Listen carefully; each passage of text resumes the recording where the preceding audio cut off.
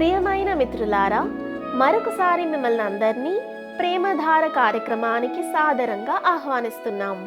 దేవుని దయలో, ఆయన మహాకృపలో మీరందరూ వర్ధిల్లుతూ క్షేమంగా మరియు సంతోషంగా ఉన్నారని మేము విశ్వసిస్తున్నాము. ఈ కార్యక్రమములు మీ ఆధ్యాత్మిక జీవితాలకు మేలుకరంగా ఉంటున్నాయని, అందలి సత్యాలు మీ జీవితాలను రూపాంతరం చెందే విధంగా చేస్తున్నాయని విశ్వసిస్తున్నాము. ఈనాటి పాఠంలో దేవుడు ఐగుప్తు దేశానికి వ్యతిరేకంగా పంపిన 2వ తెగులు, 3వ తెగులు మరియు 4వ తెగులును గూర్చి మనము తెలుసుకోబోతున్నాం. ఇక శ్రద్ధగా ఆ విషయాలను తెలుసుకుందామా?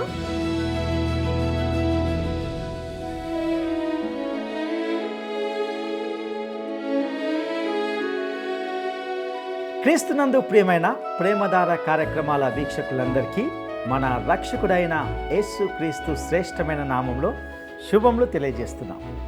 నేటి మన ఈ పాఠంలో మనము నిర్గమకాండము 8వ అధ్యాయాన్ని ధ్యానించుకోబోతున్నాం. గత పాఠంలో మనము ఐగుప్తు దేశం మీదకు దేవుడు రప్పించిన మొదటి తెగులును గూర్చి గమనించాం. ఇక నేటి ఈ పాఠంలో 2వ, 3వ మరియు 4వ తెగుళ్లను గూర్చి గమనిస్తాం. ఐగుప్తు దేశంపై తెగుళ్ళు కొనసాగుతూనే ఉన్నాయి. సృష్టికర్తను వదిలి సృష్టమును ఆరాధించడంలో పూర్తిగా మునిగిపోయిన ప్రజలపై దేవుడు తన దాడిని ఎక్కుపెడుతూనే ఉన్నాడు. ఇక 2వ తెగులు ఏమిటంటే కప్పలు. దేవుడు ఐగుప్తు మీదకు కప్పలను రప్పించాడు. కప్పలకు ప్రతీకగా కప్ప తల కలిగిన దేవత హేకా ఉండేది. అలాగే హాపీ అనగా ప్రాచీన ఐగుప్తులో నైలు నది వరదలకు అధిపతి అయిన దేవుడు సంతానోత్పత్తి, పోషణ మరియు సమృద్ధికి ప్రతీకగా నిలిచాడు. ఆయన ఒక కప్పను పట్టుకొని ఉన్నట్టు చిత్రీకరించబడింది. దాని నోటి నుండి పోషణ ప్రవాహము ప్రవహిస్తుంది. ఇది నైలు నది దేవునికి మరియు కప్ప దేవతకు మధ్య ఉన్న సన్నిహిత సంబంధాన్ని సూచిస్తుంది. ఆమె అత్యంత పురాతన దేవతల్లో ఒకరు మరియు దేవతల తల్లి. ఆమె సంతానోత్పత్తి మరియు పునర్జన్మకు దేవత, మంత్రసానుల పోషకురాలు. ఒకానొక ఐగుప్తు లేఖన చిత్రంలో హేకా దేవత ఒసిరిస్ అనబడే ప్రాచీన ఐగుప్తు దేవుని పునర్జీవం కోసము మంత్రాలు పఠిస్తున్నట్లు చూపబడింది. అలాగే ఒక చెక్కబడిన శిల్పంలో ఆమె రాణి ముందు మోకరిల్లి ప్రాచీన ఐగుప్తులో అత్యంత విజయవంతమైన మరియు శక్తివంతమైన ఫరోల్లో ఒకరైన హట్షెప్సెట్ రాణి యొక్క జననాన్ని పర్యవేక్షిస్తున్నట్లుగా కనిపిస్తుంది. ఇక మనము నిర్గమకాండము 8వ అధ్యాయము 1 నుండి 5 వచనాలను మనం గమనిద్దాం. యెహోవా ఏటిని కొట్టి 7 దినములైన తర్వాత యెహోవా మోషేతో ఇట్లనెను, నీవు ఫరో యొద్దకు వెళ్ళి అతనితో, నన్ను సేవించుటకు నా జనులను పోనిమ్ము, నీవు వారిని పోనీయ నొల్లని ఎడల ఇదిగో నేను నీ పొలిమేరలన్నిటినీ కప్పల చేత బాధించెదను. ఏటిలో కప్పలు విస్తారముగా పుట్టును. అవి నీ ఇంట, నీ పడక గదిలోనికి, నీ మంచము మీదికి, నీ సేవకుల ఇండ్లలోనికి, నీ జనుల మీదికి, నీ పోయిలలోనికి, నీ పిండి పిసుకు తొట్లలోనికి ఎక్కి వచ్చును. ఆ కప్పలు నీ మీదికి, నీ జనుల మీదికి, నీ సేవకులందరి మీదికి వచ్చునని యెహోవా సెలవిచ్చుచున్నాడని చెప్పుమనెను. మరియు యెహోవా మోషేతో ఇట్లనెను, నీవు అహరోనును చూచి నీ కర్ర పట్టుకొని ఏటి పాయల మీదను, కాలువల మీదను, చెరువుల మీదను నీ చెయ్యి చాపి ఐగుప్తు దేశం మీదికి కప్పలను రాజేయుమని అతనితో చెప్పుమనగా. ప్రియులారా, ఐగుప్తులో ప్రతి చోట కప్పలే. ఇటు పడక గదుల్లో, వంటగదుల్లో, ఇంట్లోని ప్రతి గదిలో, పిండి కలిపే తొట్టెల్లో, పొయ్యిల్లో, ఇలా అన్ని చోట్ల కప్పలు ఉండేవి. ఐగుప్తీయులు నడిచినప్పుడు కప్పల మీద నడిచేవారు. వారు కూర్చున్నప్పుడు కప్పల మీదే కూర్చునేవారు. అదొక భయంకరమైన పరిస్థితి. ఒక్క కప్ప వల్ల అంత పెద్దగా ఇబ్బంది ఉండకపోవచ్చు, కానీ అనేక కప్పలు కలిసి తీవ్రమైన భయాందోళనను సృష్టించాయి. అయితే ఆ కప్పలు వారికి పవిత్రమైనవి కాబట్టి వాటిని చంపకూడదు. ఇక నిర్గమకాండము 8వ అధ్యాయము 6-7 వచనాలను గమనిద్దాం. అహరోను ఐగుప్తు జలముల మీద తన చెయ్యి చాపెను. అప్పుడు కప్పలు ఎక్కివచ్చి ఐగుప్తు దేశమును కప్పెను. శకునగాండ్రు కూడా తమ మంత్రముల వలన అలాగు చేసి ఐగుప్తు దేశము మీదికి కప్పలను రాజేసిరి. ఇక్కడ మరోసారి ఐగుప్తు మాంత్రికులు కప్పల తెగులును యథాతథంగా సృష్టించారు. ఇది సాతాను శక్తిని వెల్లడిస్తుంది. ఇక మనము నిర్గమకాండము 8వ అధ్యాయము 8-11 వచనాలను గమనిద్దాం. అప్పుడు ఫరో మోషే అహరోనులను పిలిపించి, నా యొద్ద నుండి నా జనుల యొద్ద నుండి ఈ కప్పలను తొలగించుమని యెహోవాను వేడుకొనుడి. అప్పుడు యెహోవాకు బలి అర్పించుటకు ఈ ప్రజలను అగత్యముగా పోనిచ్చెదను అనెను. అందుకు మోషే, నన్ను గెలిచినట్టుగా నీవు అతిశయింపవచ్చును. ఈ కప్పల శేషము ఏటిలోనే ఉండునట్లును అవి నీ మీదను నీ ఇండ్లలోనూ ఉండకుండా చంపబడునట్లును నీ కొరకును నీ సేవకుల కొరకును నీ ప్రజల కొరకును నేనెప్పుడు వేడుకొనవలెనో చెప్పుమని ఫరోను అడగగా అతడు రేపే అనెను. అందుకతడు, మా దేవుడైన యెహోవా వంటి వారెవరునూ లేరు అని నీవు తెలుసుకొనున్నట్లు నీ మాట చొప్పున జరుగును అనగా, కప్పలు నీ యొద్ద నుండి నీ ఇండ్లలో నుండి నీ సేవకుల యొద్ద నుండి నీ ప్రజల యొద్ద నుండి తొలగిపోవును, అవి ఏటిలోనే ఉండుననెను. ఇక్కడ గమనించదగ్గ ఆసక్తికరమైన విషయం ఏమిటంటే, మాంత్రికులు కప్పలను వృద్ధి చేయగలిగినప్పటికీ వాటిని తొలగించలేకపోయారు. ఈ తెగులు వల్ల ఫరో ఎంతగా కలత చెందాడంటే అతడు దేన్నైనా వాగ్దానము చేయడానికి సిద్ధపడ్డాడు. ఈ రాజు తాను ఎవరో గుర్తించేలా చేయడానికి దేవుడు అతన్ని ఒత్తిడి చేయడం ప్రారంభించాడు. ఇక నిర్గమకాండము 8వ అధ్యాయము 12-15 వచనాలను గమనిద్దాం. మోషే అహరోనులు ఫరో యొద్ద నుండి బయలు వెళ్ళినప్పుడు యెహోవా ఫరో మీదికి రాజేసిన కప్పల విషయంలో మోషే అతని కొరకు మొరపెట్టగా యెహోవా మోషే మాట చొప్పున చేసెను గనుక ఇండ్లలోనేమి వెలుపలనేమి పొలములోనేమి కప్పలు ఉండకుండా చచ్చిపోయాను. జనులు వాటిని కుప్పలుగా వేసినప్పుడు భూమి కంపుకొట్టెను. ఫరో ఉపశమనము కలుగుట చూచి యెహోవా సెలవిచ్చినట్టు తన హృదయమును కఠినపరుచుకొని వారి మాట వినకపోయెను. ప్రియులారా, ఫరో హృదయము కఠినపడడం వెనుక ఉన్న పూర్తి సమగ్రమైన చిత్రాన్ని ఈ వచనాలు మనకు అందిస్తాయి. అతడు తన హృదయాన్ని తానే కఠినపరుచుకున్నాడని మనకు తెలియజేయబడింది. ఈ విషయంలో దేవుని పాత్ర ఏమిటంటే, అప్పటికే అతని హృదయంలో దాగి ఉన్న కఠినత్వాన్ని బయటకు తీసుకురావడం మాత్రమే. ఇక ఐగుప్తు దేశం మీదకు రప్పించబడిన 3వ తెగులు ఏమిటంటే పేలు. నిర్గమకాండము 8వ అధ్యాయము 16-19 వచనాలను గమనిద్దాం. అందుకు యెహోవా మోషేతో, నీవు నీ కర్ర చాపి ఈ దేశపు ధూళిని కొట్టుము, అది ఐగుప్తు దేశమందంతటను పేలగునని అహరోనుతో చెప్పుమనగా వారు అట్లు చేసిరి. అహరోను తన కర్రను పట్టుకొని చెయ్యి చాపి ఆ దేశపు ధూళిని కొట్టినప్పుడు పేలు మనుషుల మీదను జంతువుల మీదను ఉండెను. ఐగుప్తు దేశమన్నంతటను ఆ దేశపు ధూళి అంతయు పేలాయెను. శకునగాండ్రు కూడా పేలను పుట్టించవలనని తమ మంత్రముల చేత అట్లు చేసిరి, కానీ అది వారి వలన కాకపోయెను. పేలు మనుషుల మీదను జంతువుల మీదను ఉండగా శకునగాండ్రు ఇది దైవశక్తి అని ఫరోతో చెప్పిరి. అయితే యెహోవా చెప్పినట్టు ఫరో హృదయము కఠినమాయెను, అతడు వారి మాట వినకపోయెను. ఈ సమయం వరకు మాంత్రికులు దేవుని హస్తం ద్వారా జరిగిన ప్రతి అద్భుతాన్ని పునఃసృష్టించగలిగారు. ఏ కారణం చేతనో వారు ఈ తెగులును పునఃసృష్టించలేకపోయారు. ఒకవేళ వారు మోసముతో అద్భుతాలను పునఃసృష్టించి ఉంటే కనీసము ఈ తెగులు సమయంలోనైనా తెగుళ్లలో దేవుని హస్తం ఉందని వారు చివరికి అంగీకరించారు. క్రమంగా దేవుడు తానే ఏకైక దేవుడని ఐగుప్తీయులను ఒప్పించసాగాడు.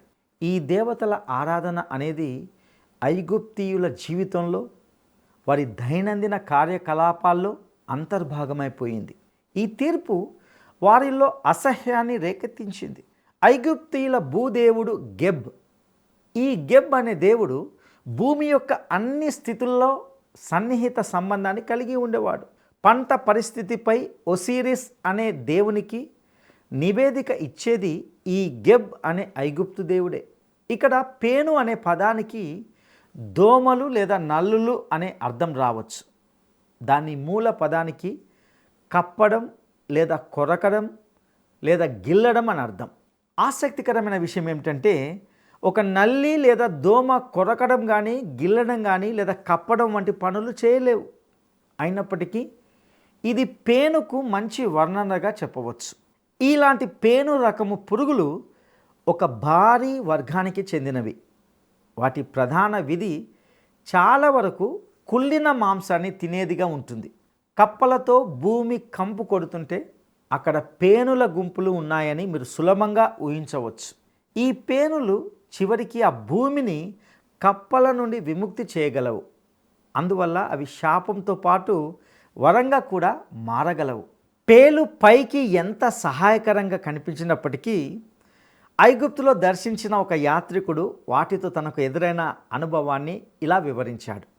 నేల మీద ఉన్న ఇసుక కదులుతున్నట్లు నాకు అనిపించింది.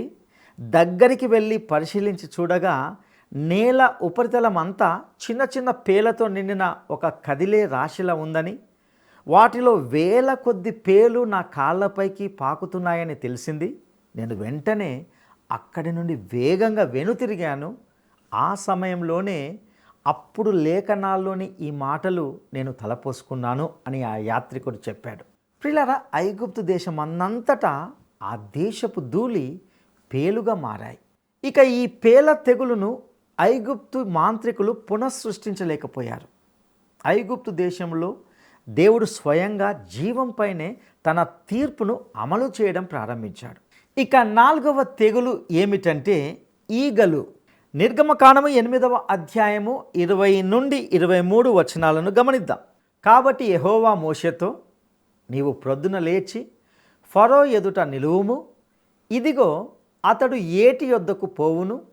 నీవు అతని చూచి నన్ను సేవించుటకు నా ప్రజలను పోనిము.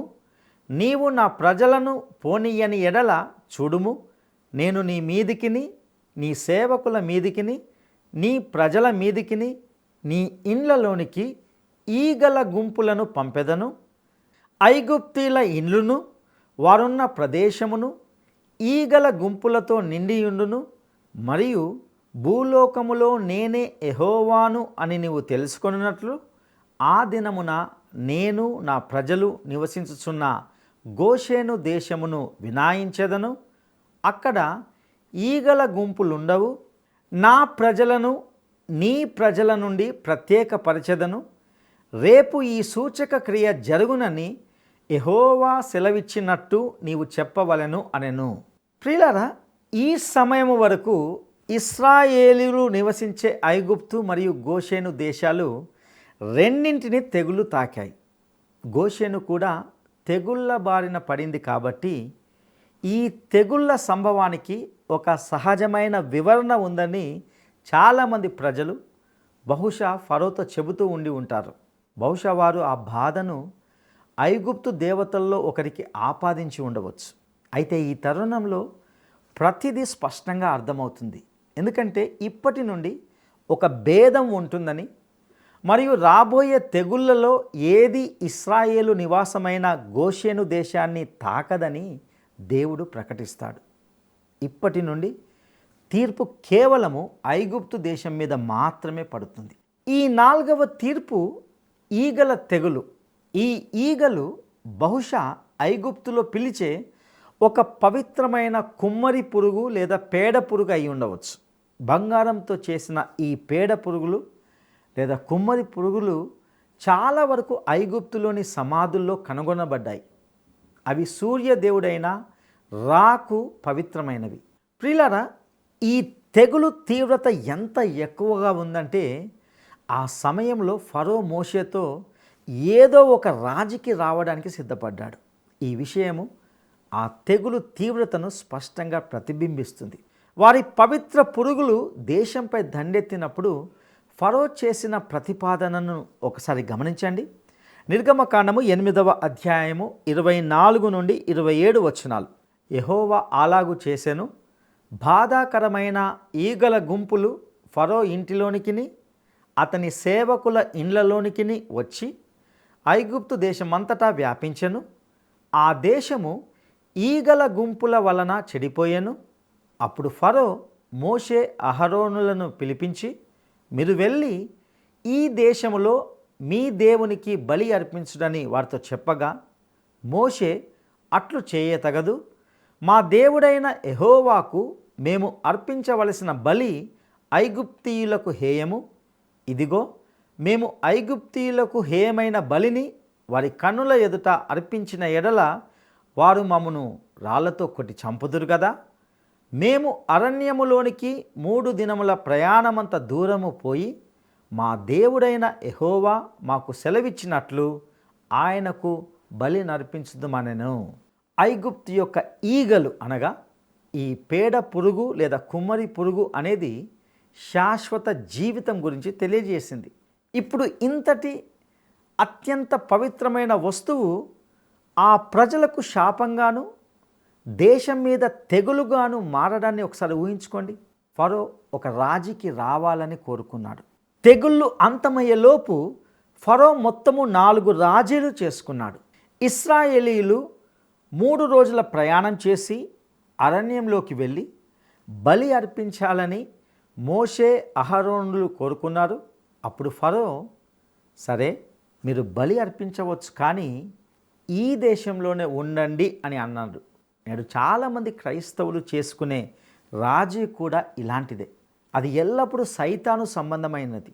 ఈ రాజీ ఏమిటంటే, మనము క్రైస్తవులుగా ఉండవచ్చు, కానీ అంతగా సంకుచిత మనస్తత్వం గలవారిగా ఉండకూడదని చెబుతుంది.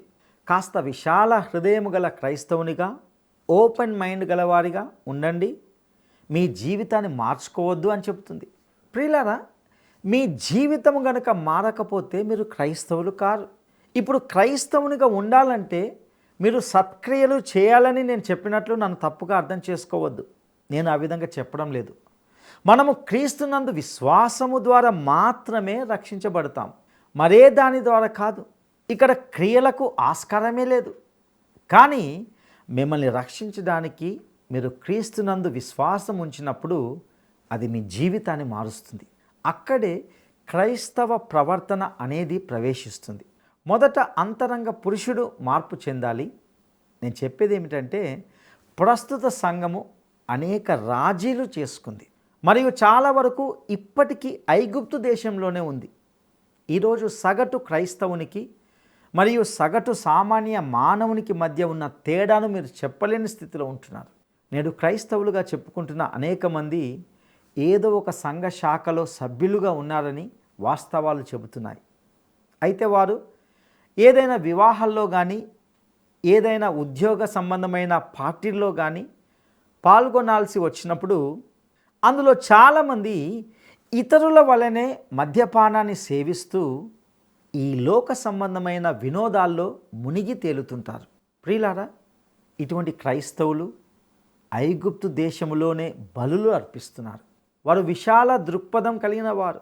వారు సంప్రదాయబద్ధంగా కట్టుబాట్లకు పరిమితమై ఉండాలని కోరుకోవడం లేదు. వారు లోకం వల్లనే జీవించాలని అనుకుంటున్నారు.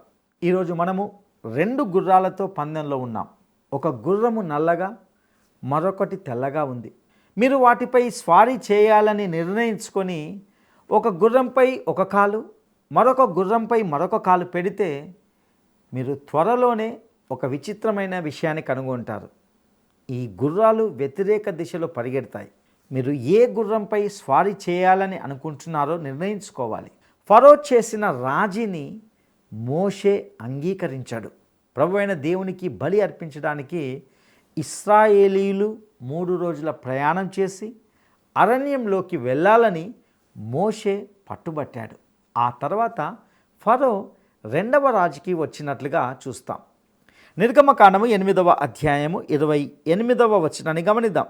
అందుకు ఫరో, మీరు అరణ్యంలో మీ దేవుడైన యెహోవాకు బలి నర్పించుటకు మిమ్మును పోనిచ్చేదను కానీ దూరము పోవద్దు, మరియు నా కొరకు వేడుకొనుడి అనెను. ఈసారి ఫరో చేసిన రాజీ అతని మునుపటి రాజుకి కొద్దిగా భిన్నంగా ఉంది. అతడు మరీ దూరంగా వెళ్ళవద్దు, నా కోసం విన్నవించుకోండి అని అంటున్నాడు. ప్రియులారా, మళ్ళీ ఇదే విధమైన రాజీని మనము అనేక సంఘాలు, ముఖ్యంగా ప్రాథమికమైన సంఘాలు కూడా పాటించడాన్ని మనం చూస్తాం. అదే ఈ లోక సంబంధమైన కార్యక్రమం. వారు తమ మొత్తం కార్యక్రమాన్ని విందులు, ప్రచారము, పోటీలు మొదలైన వాటి ఆధారంగానే నడుపుతారు. అనేక సంఘాలు లోక సంబంధంగా ఎంతగా కలిసిపోయాయంటే వాటిని ఈ లోక సంబంధమైన వినోదాల క్లబ్ నుండి లేదా క్రీస్తును ఎరగని సభ్యులు అధిక శాతం ఉన్న ఏదైనా సంఘం నుండి వేరు చేసి చెప్పడం కష్టం. ఇక నిర్గమకాండము 8వ అధ్యాయము 29 నుండి 32 వచనాల వరకు గమనిద్దాం. అందుకు మోషే, నేను నీ యొద్ద నుండి వెళ్ళి రేపు ఈ ఈగల గుంపులు ఫరో యొద్ద నుండి, అతని సేవకుల యొద్ద నుండి, అతని జనుల యొద్ద నుండి తొలగిపోవునట్లు యెహోవాను వేడుకొందును గాని యెహోవాకు బలి అర్పించుటకు ఫరో జనులను పోనీయక ఇకను వంచన చేయకూడదని చెప్పి ఫరో యొద్ద నుండి బయలు వెళ్ళి యెహోవాను వేడుకొనెను. యెహోవా మోషే మాట చొప్పున చేయగా ఈగల గుంపులు ఫరో యొద్ద నుండి, అతని సేవకుల యొద్ద నుండి, అతని ప్రజల యొద్ద నుండి తొలగిపోయెను, ఒక్కటి అయినను నిలవలేదు. అయితే ఫరో ఆ సమయమున కూడా తన హృదయమును కఠినపరుచుకొని జనులను పోనీయడాయెను. ఒకవైపు ఫరో తన హృదయమును కఠినపరుచుకొని చుండగా దేవుడు అతని హృదయంలో అప్పటికే ఉన్న దానిని బయట పెట్టేలా చేస్తున్నాడు. ప్రియ సహోదరుడా, సహోదరి, ఇంతవరకు మనము దేవుడు ఐగుప్తుకు వ్యతిరేకంగా పంపిన కొన్ని తెగుళ్లను గూర్చి ధ్యానిస్తూ వచ్చాం. దేవుని బిడ్డలైన ఇశ్రాయేలు ప్రజలు దేవుని ఆరాధించకుండా ఫరో అనుక్షణము వారికి అడ్డుపడుతూనే ఉన్నాడు. వారు ఏదో విధంగా ఐగుప్తుతో రాజీపడుతూ ఐగుప్తులోనే జీవించడానికి ప్రయత్నిస్తూ వచ్చారు. నేడు అనేక మంది క్రైస్తవులము అని చెప్పుకుంటున్నప్పటికీ వారు ఈ లోకమనే ఐగుప్తులోనే జీవిస్తూ ఇంకా దేవునికి దూరంగానే జీవిస్తూ ఉన్నారు. దేవుని ఆరాధించలేకపోతున్నారు. ఈ దినము ఏ విషయంలో రాజీ పడుతూ దేవునికి దూరంగా జీవిస్తున్నావో గ్రహించి దేవునికి దగ్గరగా రావడానికి ప్రభువు మీకు సహాయం చేయనుగాక. దైవాశీస్సులు ప్రార్థన చేసుకుందాం. మహాపరిశుద్ధుడా, నమ్మదగిన దేవా, నీ దయగల నామానికి స్తుతులు స్తోత్రాలు చెల్లిస్తుంటున్నాం. నువ్వెంతైనా నమ్మదగిన దేవుడవు, సజీవుడవు. నీ యొక్క నమ్మదగిన ప్రతి కార్యానికే నీకు వందనాలు చెల్లిస్తుంటున్నాం. నీవు సత్యవంతుడవైన దేవుడవు, నువ్వు నమ్మదగిన దేవుడవు. ప్రభువా, ప్రత్యేకించి నిర్గమకాండంలో నుండి ఐగుప్తు దేశములో నీవు నిజమైన దేవుడవై ఉన్నావనే రుజువుగా చేసిన ప్రతి కార్యాన్ని బట్టి నీకు వందనాలు చెల్లిస్తుంటున్నాం.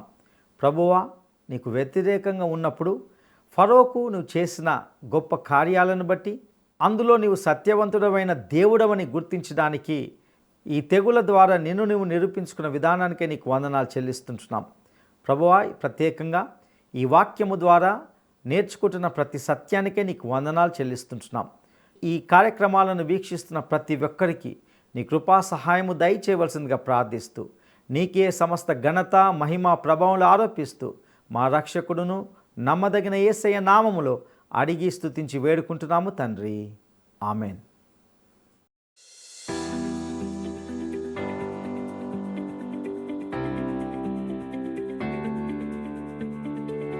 దేవుడు ఇశ్రాయేలీలను ఏ ప్రాంతంలో తెగుళ్ళ నుండి కాపాడాడు?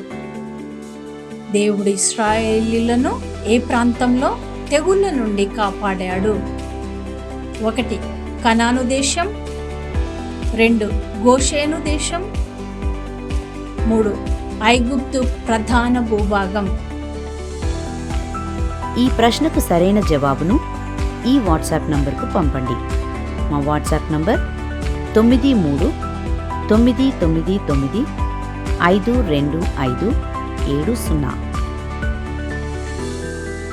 నేటి ఈ కార్యక్రమం మీ జీవితాలకు ఆశీర్వాదకరంగా ఉందని, ఇందలి సత్యాలు మీ హృదయాలకు హత్తుకునే విధంగా ఉన్నాయని నమ్ముతున్నాము.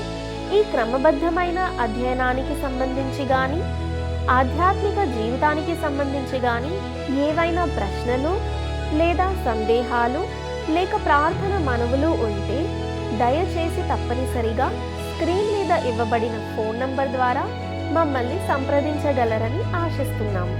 దేవుడు మీకు తోడై ఉండి నడిపించునుగాక.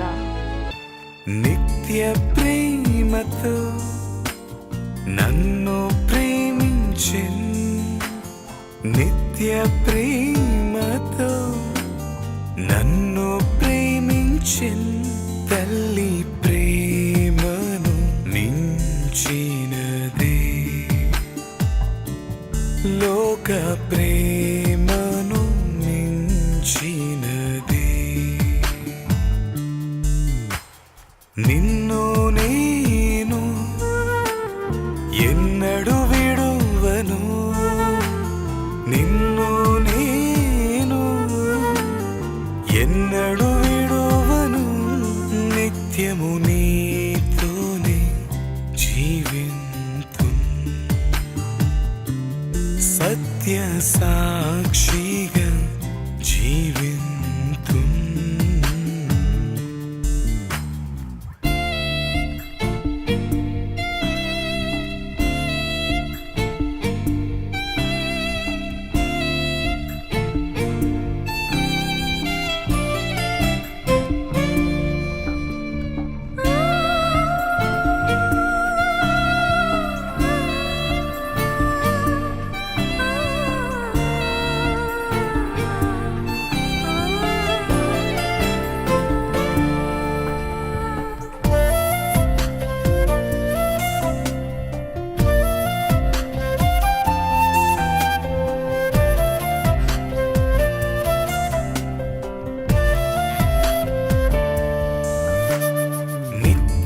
రక్షణతో నన్ను రక్షించెన్, నిత్య రక్షణతో నన్ను రక్షించెన్. ఏక రక్షకుడు యేసే, లోక రక్షకుడు యేసే. నీ చిత్తమును చేయుటకై, నీ పోలికగా ఉండుటకై, నీ చిత్తమును చేయుటకై, నీ పోలికగా ఉండుటకై నా సర్వము నీకే అర్పింతు. పూర్ణానందముతో నీకే అర్పింతు.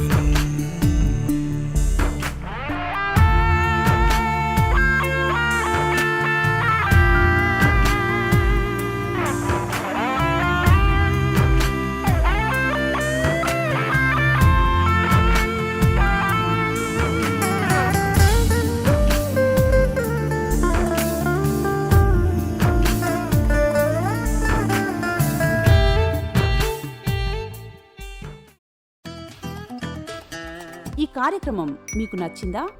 అయితే వెంటనే మిస్డ్ కాల్ ఇవ్వండి. బహుమతి పొందే విజేత మీరే కావచ్చు.